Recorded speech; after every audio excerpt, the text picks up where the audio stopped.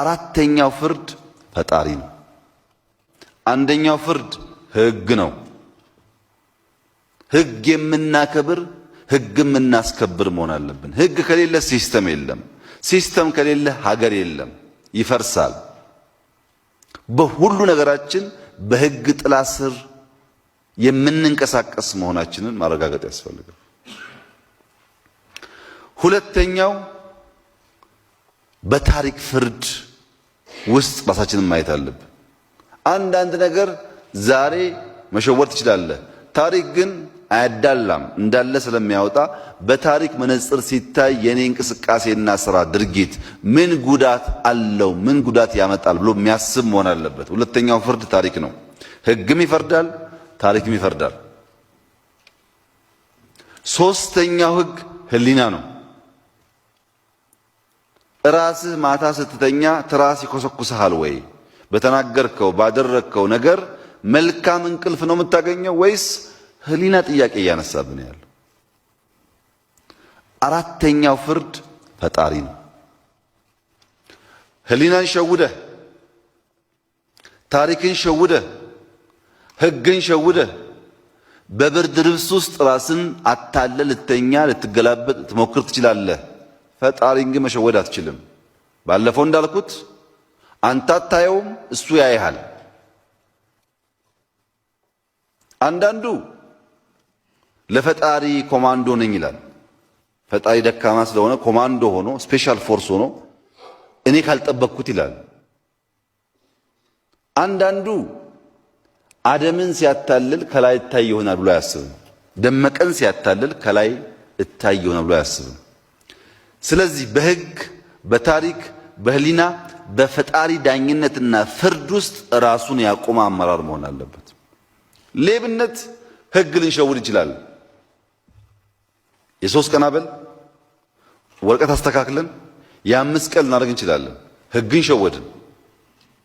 ታሪክ ጋር ሲመጣ ይሄ ሰውዬ አመራር ሆኖ ዞናችንን ሲመራ ከተማችንን ሲመራ ምን አመጣ የሚለውን ያው ታሪክ መንጥሮ ያወጣዋል። ታሪክንም ብንሸውድ ህሊና አለ፣ ከዛም ሲያልፍ ፈጣሪ አለ። አራቱን ፍርዶች በከፍተኛ ደረጃ ታሳቢ ያደረገ አመራር መሆን አለበት።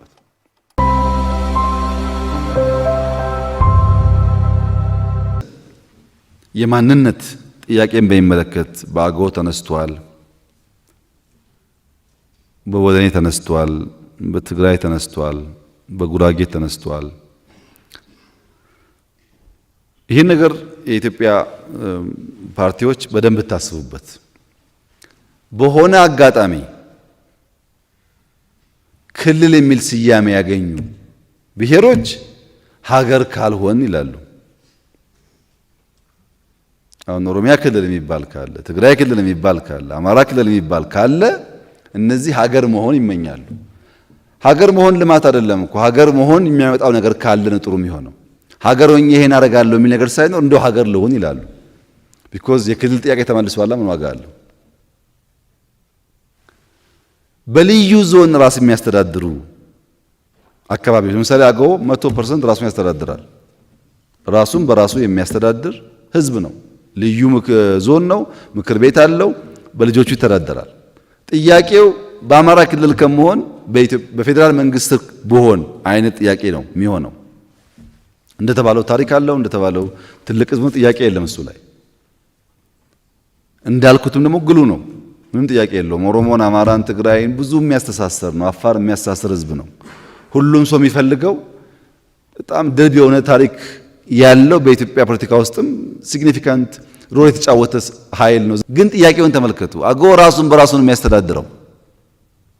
ራሱን በራሱ ሲያስተዳድር ከህገ መንግስት አንጻር የጎደሉ ጉዳዮች ካሉ መጠየቅ መብቱ ነው። ግን አገው ከሲዳማ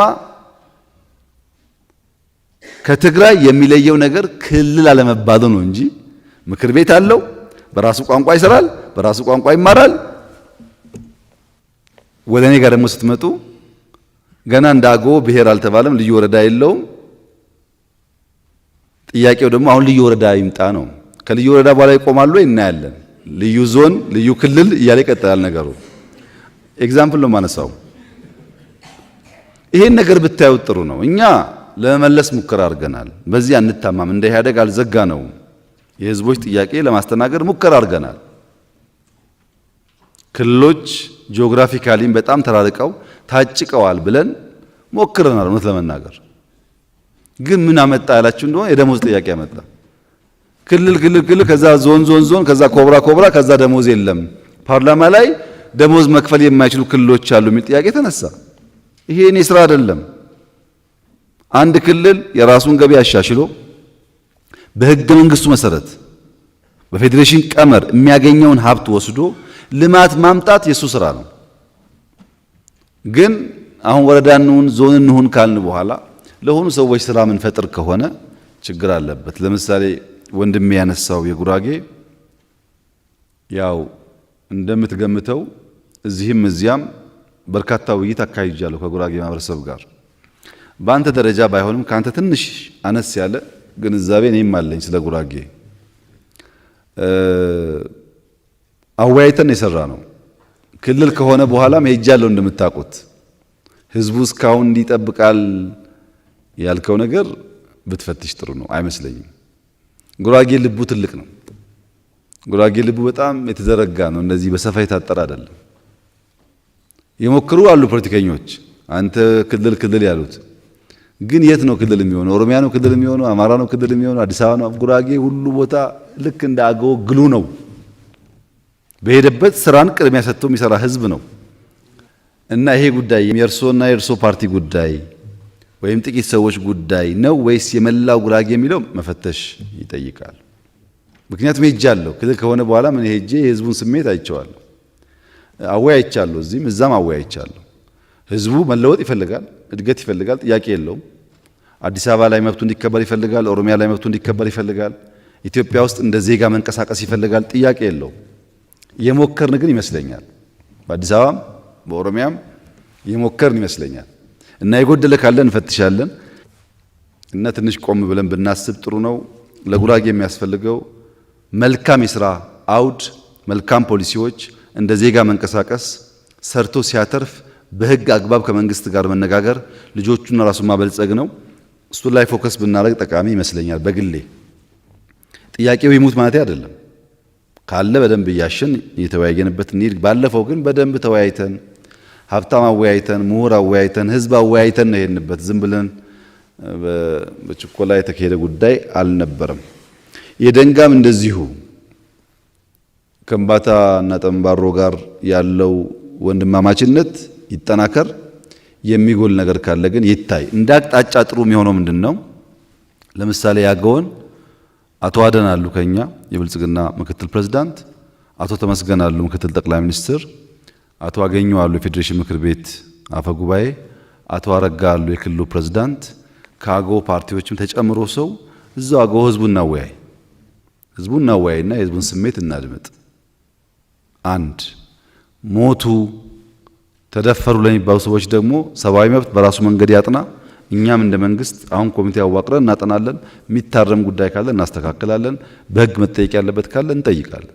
ለአገው ሞት በፍጹም አንፈልግም። እኛ መሻቱ እሱ አይደለም። ማን ገደለ እንዴት ገደለ የሚለውን አጥንተን ማስተካከያ እናድርግ። ህዝቡን ግን በጋራ እናወያይ። ከኛ ፓርቲም ከናንተ ፓርቲም ከፌደራል መንግስትም ከክልል መንግስትም በጋራ እናወያይና የህዝቡን እውነተኛ ስሜት አውቀን አብረን ብንሰራበት የሚሻል ይመስለኛል።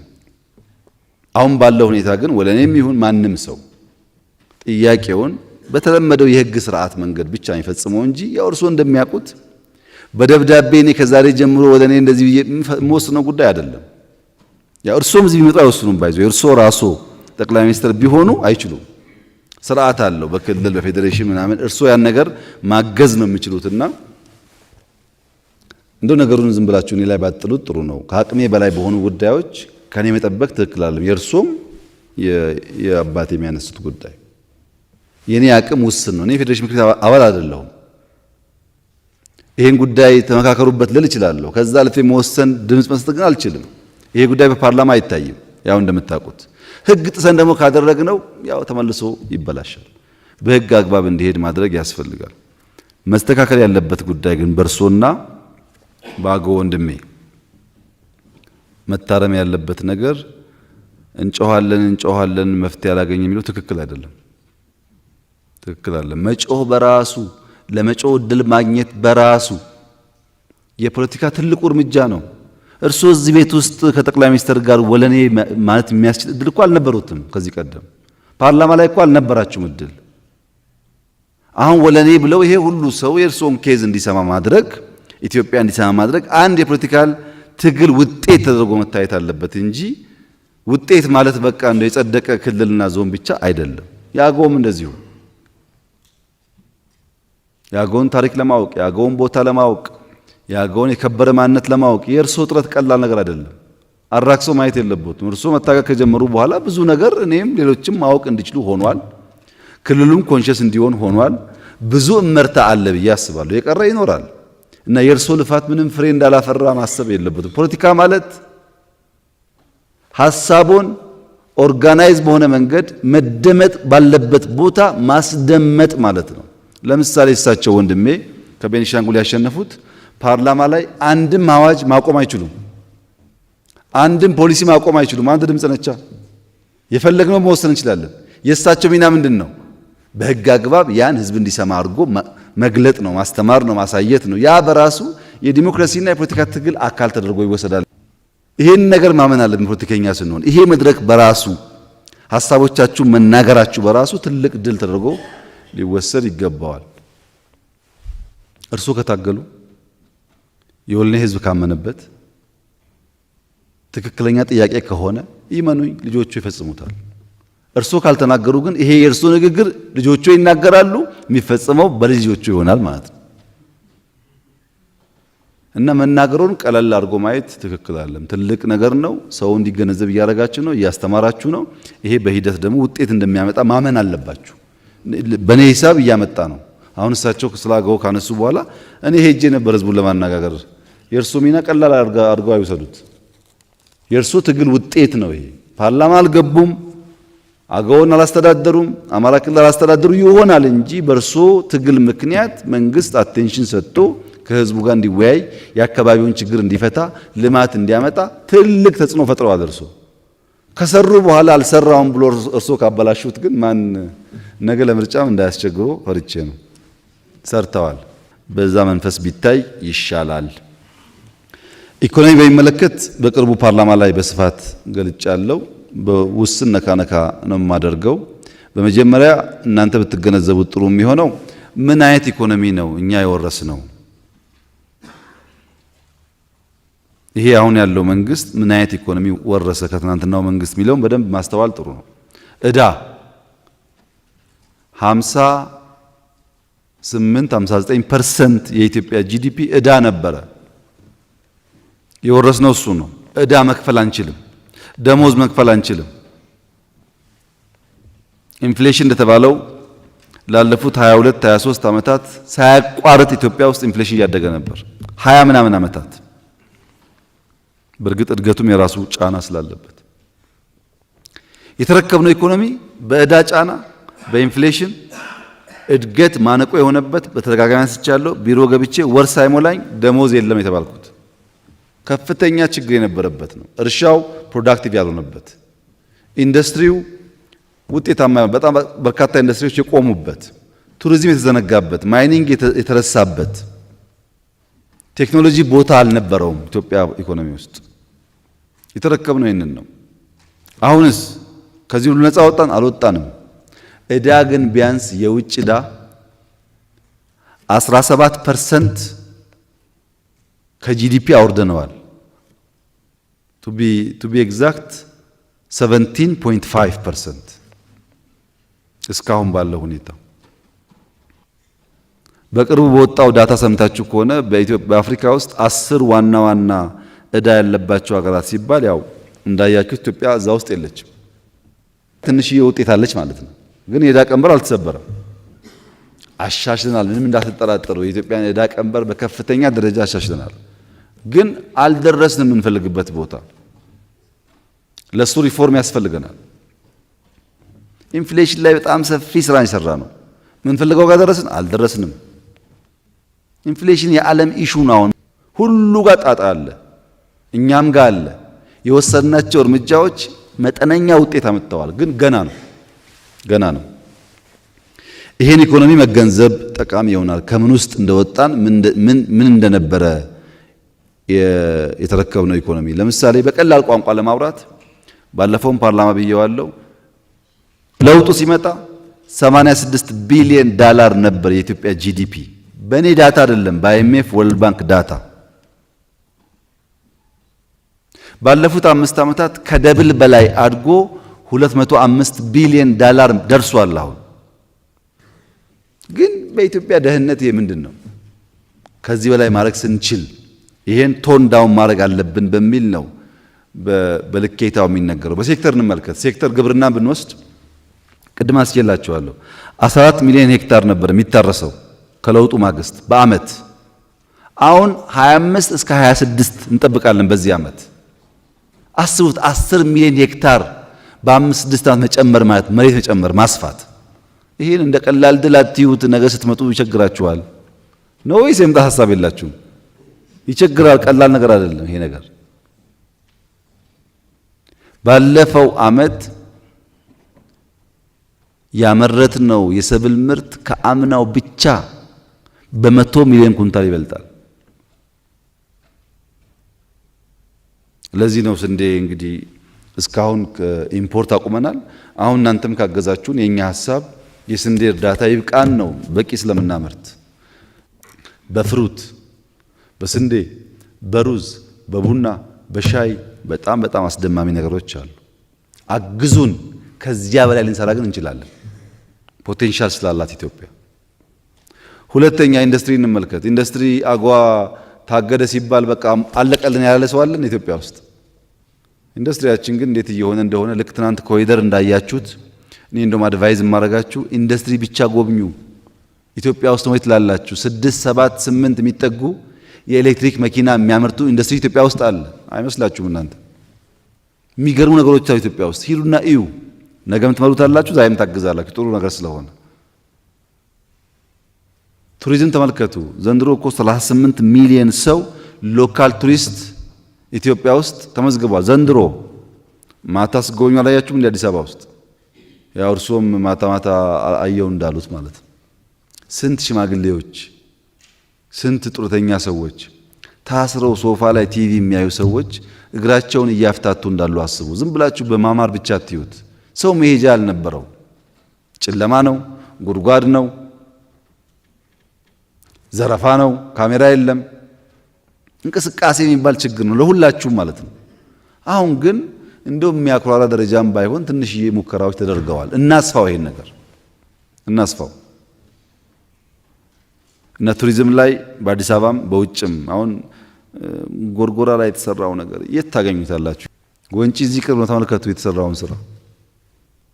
ይሄን ማስፋት አለብን። 20፣ 40፣ 50 መቶ አይበቃንም። ማራከስ ሳይሆን ማብዛት ነው ያለብን። እና ቱሪዝም ላይ ብዙ እንጠብቃለን። በሚቀጥለው ዓመት በጣም ከፍተኛ ቱሪስት ኢንፍሎ ይጠበቃል ኢትዮጵያ ውስጥ። ብዙ ኢንተርናሽናል ስብሰባዎችን ቡክ የተደረጉ ነው። ያው እናንተም አግዙ። ሰዎች እየመጡ እያገዙ ይለወጣል ብዬ አስባለሁ። በማይኒንግ ብዙ ዲቴል አልገባም። እንደተባለው በጣም ወሳኝ ነገር ነው። ጥንቃቄ ያስፈልገዋል። ቅድም ያልኳቸው በሌሎች ሀሳብ ለሌሎች የሚሰሩ ሰዎች እስካሉ ድረስ እንደ ማይኒንግ ያለ ሴክተር ሴንሲቲቭ ነው። አማርኛ የሚናገሩ ኦሮምኛ የሚናገሩ የሌላን ሀሳብ የሚያስፈጽሙ ሰዎች ባሉበት ሀገር ውስጥ እንደዚህ አይነት ሴንሲቲቭ ጉዳይ ማንሳት ከባድ ነው። ሴንሲቲቭ ነው። ካልተጋገዝን አይሆንም። ከተጋገዝን ተስፋ አለው በጣም። ካልተጋገዝን ግን አይሆንም። ስንቱን እንችለዋለን እኛ? ስንት በግራ በቀኝ ነው የሚመጣው እና ሴንሲቲቭ ነው። ተስፋ ያለው ሀገር ነው። በጣም ብዙ ፖቴንሻል አለን ከተባበርን። አንዳንድ ክሪቲካል ኤሪያስ ለምሳሌ ፈርቲላይዘር ላይ ብንጨክን ለውጥ ልናመጣ እንደምንችል ይጠበቃል። ፕሮጀክቶች እኔ ህዳሴን ብታዩ ደስ ይለኛል። ከዚህ ቀደም የምታውቁ ሰዎች ህዳሴ በጣም አስደንጋጭ በሆነ መንገድ ነው ያለቀው። እያየነው ልክ እንደ ህፃን ልጅ እያደገ ሲጎረምስ ድምጹም ጺሙም እንደሚቀየረው ነው ህዳሴ የሆነው። በጣም የሚያኮራ ስራ የተሰራው የሚያኮራ። ከፈለጋችሁ የአረብ ሚዲያዎች ስሙ እንዴት እንደሚጮው የግብጽ ሚዲያዎች። አልቋል። አሁን ድልድይ እየሰራ ነው። የመጨረሻው ድልድይ የለም ላይ የሚሰራው ድልድይ ነው የሰራን ያለ ነው። ግድቡን ጨርሰናል። ተርባይን ከግማሽ በላይ በሚቀጥሉት ጥቂት ወራት እንጨርሳለን። ሌላውን ተርባይን መሰረታዊ ስራ ሰርተናል። ዋና ዋና ኮር ስራዎች ይሄ ለእናንተም ለኛም ለኢትዮጵያ ሕዝብም ትልቅ ድል ነው። በአፍሪካም በጣም ትልቁ ድል ነው። ከሞተበት ነው የተነሳው ህዳሴ። ከፈለጋችሁ መርምሩ ምን እንደነበረ ምን እንደሆነ። 1 ሊትር ውሃ መያዝ የማይችል ግድብ ነው። በቢሊየን ሜትር ኪዩብ ውሃ ሚይዝ እና ተርባይን የሚያንቀሳቀስ ግድብ የሆነው ባለፉት 5 ዓመታት with all this problem ውጊያውም ጭቅጭቁም እያለ ማለት ነው። ኢኮኖሚውን በዛ መንገድ ማየት ጥሩ ነው። የአንዳንድ ህመም ባህሪያት በውጤታቸው ይለያሉ። አንዳንዱ ህመም የሚገል ህመም ነው። አንዳንዱ ህመም የሚያድን ህመም ነው። ለምሳሌ ሰው ሰርጀሪ ሲሰራ በውስጥ ያለው ደዌ ወጥቶ ሲሰፋለት ያማል እኮ እየተሰፋ ያማል። ያ ህመም ግን ለመዳን ነው። ኢትዮጵያ ውስጥ ያለው የኢኮኖሚ ጉዞ ለመዳን ያለ ህመም እንደሆነ መገንዘብ ያስፈልጋል። ሙስና ተነስቷል፣ ፍትሃዊነት ተነስቷል፣ ሰርቪስ ተነስቷል። ሰርቪስ የብልጽግና ዋነኛው አጀንዳ ሆኖ በምክትል ፕሬዝዳንት የሚመራ ሪፎርም እየሰራን ያለ ነው። ፎር ሹር ለውጥ እናመጣለን ብዬ ተስፋ አደርጋለሁ። አውቶሜሽን፣ ሲቪል ሰርቫንት ሪፎርም ጀምረናል። ካገዛችሁን ለውጥ ይመጣል። ግን የእናንተ ድጋፍ ያስፈልጋል። ሙስናን በሚመለከት ብዙዎች በተለያየ መንገድ ያወራሉ። ግን እናንተ ባላንስድ በሆነ መንገድ ብታዩት እንደ መንግስት አንሰርቅም። ለዛ ነው የምንሰራው ኮሪደር ልማት። ከየት ይመጣል ታዲያ? ህዳሴ እየሰራ ኮሪደር መስራት ከየት ይመጣል? ቀላል ነገር እኮ አይደለም። እናንተ እንደምታስቡት ከእንትና መጥቶ አይደለም። ብሩ የኛ ነው። እንደ መንግስት ገንዘብ ስለማናሸሽ ነው ልማት የምንሰራው። ይሄ በደንብ ማስመር ያስፈልጋል። ይሄ እንደተጠበቀው ነው። ግን በውስጣችን ብዙ አጭበርባሪ ሌባ ደግሞ አለ። ራሱ ክብር የሌለው የሸቀለ የሚውለው ብዙ ሰው አለ። እሱን ለማጥራት ስራ እየሰራን ነው። በቅርቡም ውይይት እንደ ፓርቲ ነበረን። እንደ መንግስት ሌብነት ትተን ገንዘብ ማሸሽ መተዋችን ጥሩ ነገር ነው። በግለሰብ ደረጃ ያለው ካልጠፋም ግን ካንሰር ነው፣ አደገኛ ነገር ነው። ለሱ እንሰራለን፣ እናንተ ማግዙን። ግን ወንድሜ እንዳነሳው እንደዛ አይምሰልህ። ከፈለክ ካንተ ነጋዴም ስለሆንክ ብዙ ቤተሰቦች ስላሉ ጠይቅ ሂድና እያንዳንዱ ወለኔ መርካቶ ያለው ነጋዴ ባለፉት 5 ዓመታት ካላጋነንኩ ሀብቱ ደብል ጨምሯል። ካላጋነንኩ ነው ማወራ። ቼክ አድርግ በራስ መንገድ አሉ ለውጦች። አይምሰልህ። እንደ መንግስት በተቧደነ መንገድ ብር ወደዛ ብር ወደዚህ የሚባል ነገር የለም። ላታመን ትችላለህ። ባለፉት 6 ዓመታት ለአንድ ሰው $1 አዝዣ አላቅም እኔ። ቼክ ናሽናል ባንክ ሄደ። አይደረግም እንደሱ። ይሄ ማለት ግን ዘሆል ሲስተሙ ምንም ብር አይዘርፍም ማለት አይደለም። ግለሰቦች አሁንም ይጫወታሉ። እሱን ተባብረን ማጽዳት ያስፈልጋል። እዛው ጋር ተያይዞ ኤምፕሎይመንት አንስተዋል ወንድሜ። እሱም ባላንስ ይጠብቅ። ኤምፕሎይመንት በጣም ሲግኒፊካንት ለውጥ አመጣናል እኛ። በጣም ሲግኒፊካንት። በዚህ ጉዳይማ ማመን አለባችሁ እንጂ እያያችሁ መተኛት እያቃታችሁ 24 ሰዓት የሚሰራበት ኢትዮጵያ ፈጥረን በ3 ሺፍት የሚሰራ ወጣት እየተፈጠረ እኮ ነው ያለው። ስራ እንደዛ አይደለም። ብዙ ለውጥ አለ፣ ግን ውዝፉ ብዙ ስለሆነ አሁንም ከፍተኛ ጥረት ያስፈልጋል። በሚዛን እናርገው። ስራ የሞላበት ሀገር ነው ኢትዮጵያ ብለን እንዳንኮራ ገና ስለሆነ ስራ የሚባል የለም ካልን ህዳሴም ማንሰራው፣ ኮይሻም ማንሰራው፣ ጎርጎራም ማንሰራው፣ ኮሪደርም ማንሰራ፣ እርሻ ማንቀየር ጥያቄ ይመጣል እኮ። ይሄ ሁሉ ስራና ጂዲፒ አደገ እያል ስራ የለም ካልን ትክክል አይደለም። ስራ ሞልቷል ተተፈረፈ ካልን ግነት ነው፣ ትክክል አይደለም። በሚዛን በዳታ በእውቀት ቢሆን ይሻላል። ብዙ ልንሰራበት የሚገባ ሴክተር ነው አምናለሁ። ለዛ ነው ሚኒስትሪ ያልነው። ውጤቶች በጣም ጥሩ ናቸው። ዘንድሮ እኮ 3.8 ነው። 3.8 በጣም ትልቅ ፊገር ነው። በሚቀጥለው ዓመት ይጨምራል ብዬ አስባለሁ። ከኢኮኖሚ ሪፎርም ጋር ተያይዞ በጣም ብዙ ስራዎች ይፈጠራሉ የሚል ተስፋ አለ። እንተጋገዝ፣ እናሻሽለዋለን። ስደት እንዲቀንስ፣ ሰዎች ሰርተው ህይወታቸው እንዲሻሻል በጋራ መጣር ይኖርብናል። ዲፕሎማሲ በሚመለከት ብዙ አላወራም፣ ግን ኢትዮጵያ በዘመኗ ከፍተኛ ዲፕሎማቲክ ድል እያመጣች ካሉበት ጥቂት የሚቆጠሩ ዘመናት ውስጥ አንዱ ነው። ለምሳሌ ብሪክስ የገባ ነው እንደዚህ እንደሚታሰበው እንደ ቀላል ጉዳይ ሳይሆን በከፍተኛ የዲፕሎማሲ ጥረት፣ ትጋት፣ ልፋት፣ ጩኸት ነው። ምን አስገኘልን? ብዙ ነገር። ከማንም ሀገር ጋር የኢትዮጵያን ናሽናል ኢንትረስት እስካከበረ በኢትዮጵያ ጉዳይ ጣልቃ እስካልገባ ድረስ ማንም ሀገር መግባት መረበሽ አንፈልግም። ብዙዎቹ ግን ያላቸው ሀሳብ ይሄ የጋራቸው ይመስላቸውና ያኛው የግላቸው ይመስላቸዋል። እሱ ጥሩ አይደለም። ይሄም ባለቤት አለው፣ እነሱም ሀገር አላቸው። ተከባብረን ተስማምተን አብረን መኖር ችግር የለውም። እዚህ እንደፈለጉ ያንቦጫረቁ እዛ ትደርሱብን ካሉ ግን ይሄ ያው ተገቢ ስለማይሆን እዚህ አካባቢ በንግግር በውይይት እየፈታን የምንሄደው ጉዳይ ይጠበቃል ወደፊትም ማለት ነው። ከእናንተ ጋር ባለው ሁኔታ አንደኛ ምክክርና ንግግሩ ይቀጥል። እንወያይ፣ አምጡ ሀሳቦቻችሁን፣ እንስማችሁ። የምንችለውን